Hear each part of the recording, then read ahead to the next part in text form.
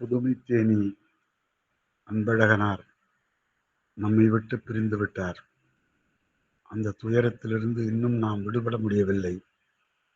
கண்ணீரோடு அவருக்கு விடை கொடுத்தாலும் அவருடைய நினைவு நம்மை வாட்டிக்கொண்டே இருக்கிறது. சொல் வேறு செயல் வேறு இல்லாத மனிதர். இம்மை செய்தன யானறி நல்வினை. இந்த பிறவியில் அவர் நன்மைதான் செய்திருக்கிறார்.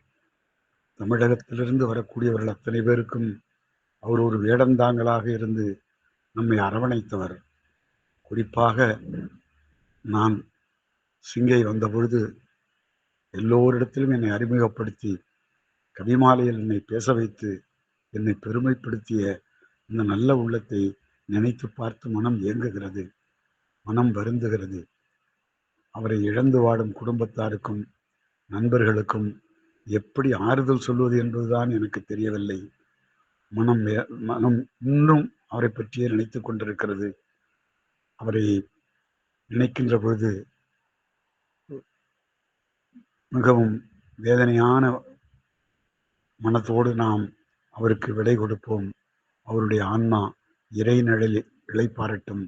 அவருக்கு இறை பற்று இல்லாவிட்டாலும் நமக்கு இருக்கிறது. அதன் மூலமாக அவருக்கு இறை அருள் கிடைக்க அவரை பிரார்த்திப்போம்.